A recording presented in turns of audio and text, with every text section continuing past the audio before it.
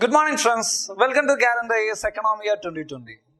In this program, we're going to discuss the important economic current affairs and conceptual video, which are very relevant for your UPSC 2020 preparation.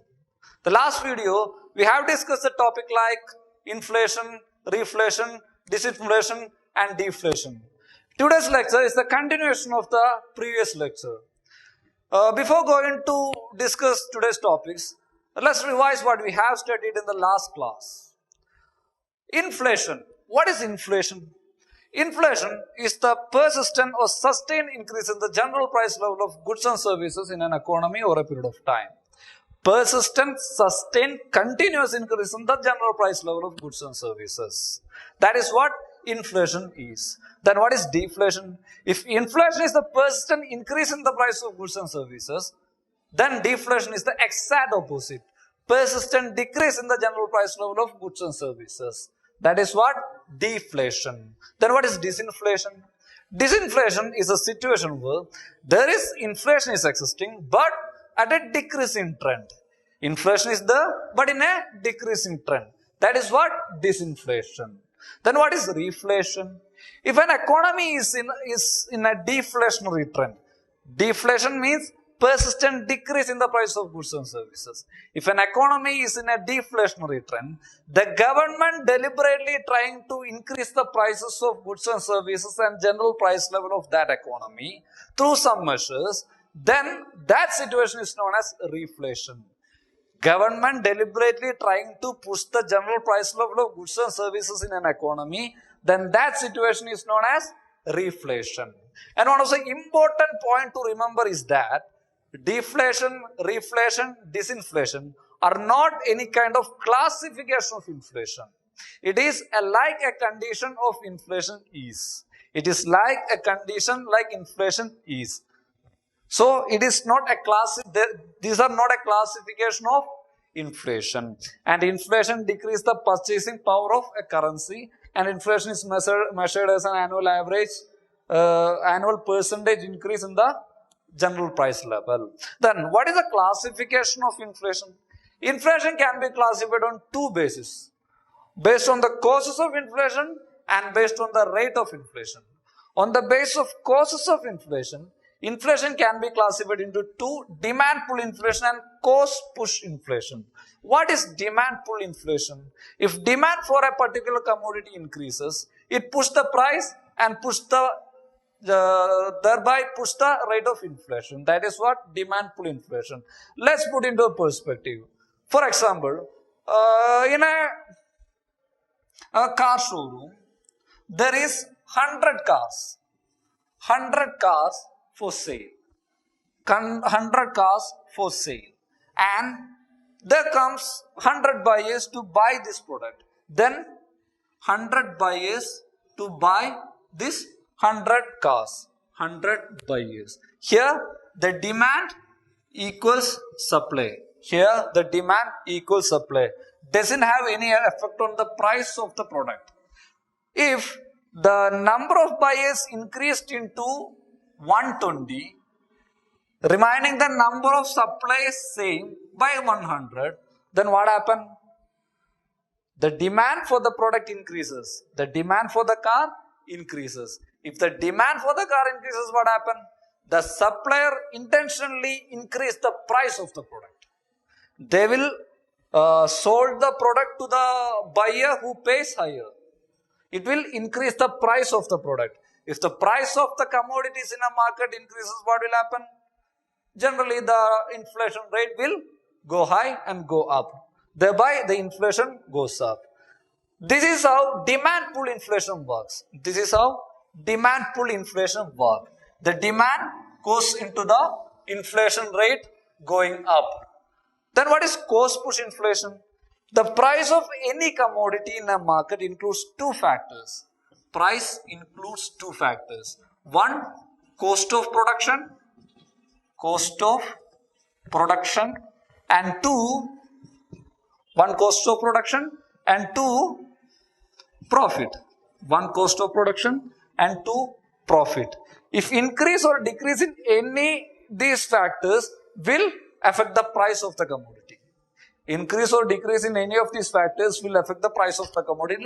Let's put into a perspective. Suppose a pair of shoes costs 1000 rupees. A pair of shoes costs 1000 rupees. It includes 800 rupees of cost of production, 800 rupees of cost of production and 200 rupees of profit. 200 rupees of profit. If profit remaining the same, the cost of production increased into 900 rupees. Profit remaining the same, the cost of production increased into 900 rupees. What will happen? The total price of the commodity increased into 1100. The total price of the commodity increased into 1100 just because of the increase in the cost of the production. If the price of the commodity increases, what will happen? If the prices of the commodities in an economy increases, then the general price level increases, which induces inflation. Hereby, the cost of production, the cost puts the inflation up. This is how increase in input costs result in inflation. This is the another classification on the basis of causes of inflation. So based on causes of inflation, inflation is classified into demand pull inflation and cost push inflation. Another classification is on the basis of rate of inflation. On the basis of rate of inflation, inflation is classified into four: creeping inflation, walking or trotting inflation, running inflation or hyperinflation. What is creeping inflation? If the rate of inflation is below 3%, just say 1% or 2%, then the economy is in creeping inflationary mode. What is creeping inflation? Inflation is slow moving, slowly developing, moving like a snake. That is what creeping inflation. Actually, creeping inflation doesn't harm the conditions in the economy, and it doesn't cause any kind of trouble in the economy. And 2% inflation, according to US Federal Reserve, 2% inflation is desirable, and inflation is definitely needed for the growth of the economy. So that is what creeping inflation, below 3%. Then what is walking or trotting inflation? If the rate of inflation is below 10% and above 3%, that is what walking or trotting inflation. It can cause some kind of harms in the economy, so it needs to be checked. Walking or trotting inflation is below 10% and it needs to be checked. If the walking or trotting inflation or creeping inflation is left unchecked, it leads to running inflation. Running inflation is the inflation rate above 10% and below 20%. That is what running inflation. It can cause general instability in the economy and the country altogether. So running inflation should be checked and measures to be should be taken to contain it. So running inflation is the inflation figure between 10% to 20%. Then what is hyperinflation?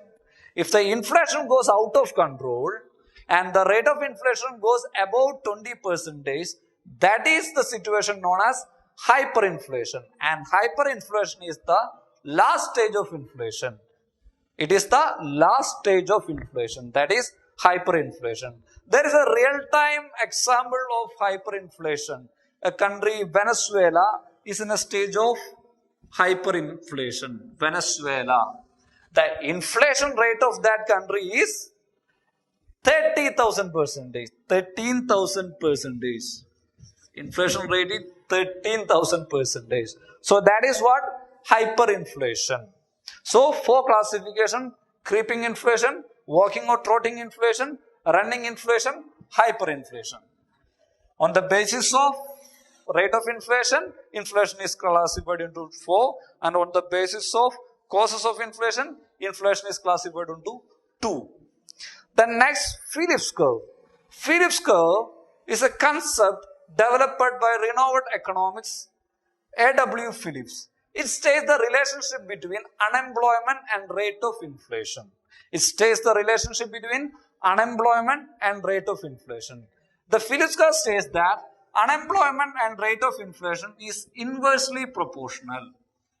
Inversely proportional, which means if the rate of unemployment is low, the rate of inflation will be higher. If the rate of inflation is lower, then rate of unemployment will be higher. That is what inversely proportional, negatively proportional. Phillips Curve states that the rate of unemployment and inflation is inversely proportional. How it will happen? For example, if in an economy there is low rate of unemployment, which means enough jobs in the hands of consumers. If the consumers have enough jobs, they will definitely have enough money to buy goods and services. If they have enough money to buy goods and services, the demand for the goods and services increases. If the demand for the goods and services increases, what happens? The general price level increases. The price level of goods and services increases. If the price level of goods and services increases, then general price level increases. General price level increases, it leads to inflation. That is what the relationship between the rate of unemployment and rate of inflation, inversely proportional. But in 1970s, there was a situation occurred like stagflation. It is a coexistence of high rate of unemployment and high rate of inflation. Exact opposite of Phillips curve. Exact opposite of the concept of Phillips curve. That is high rate of unemployment and high rate of inflation. That is what stagflation. Coexistence of stagnation and inflation. And it decreases and lower the national income growth, and it leads to high unemployment, and it's contrary to Phillips curve. So stagflation and Phillips curve are contrary. In Phillips curve, the relationship between unemployment and inflation is inversely proportional. But in stagflation, the relationship between unemployment and inflation is directly proportional. Directly or positively proportional. So, recently we have seen a news that retail inflation in India spikes to 7.35%, which is the highest in 6 years. Actually, this 7.35% inflationary figure is headline inflationary figure. It is headline inflationary figure. What is this headline inflationary figure? It is an inflationary figure calculated without adjusting the volatile items prices. It is an inflationary figure calculated without adjusting the volatile items prices. What is this volatile items? Volatile items are the items which prices are very momentary. It changes according to the season and the forces out of the control of the market forces. So, those are the volatile items. For example, the prices of food articles, oil, energy, vegetable, these are very volatile. So, these items are known as volatile items. And while we calculating headline inflation, we take the prices of these items too. The prices of vegetables are very volatile because it is according to the season. There will be drastic change in the prices of vegetables. The recent hike in the price of onion is an example. And the prices of oil change according to the political situations in the Middle East. So, these are out of the control of the market forces. So, these items are included in the figure of volatile items. So, headline inflation is the inflation figure without adjusting volatile items price. Then what is core inflation? After adjusting this volatile items price, we calculate the core inflation.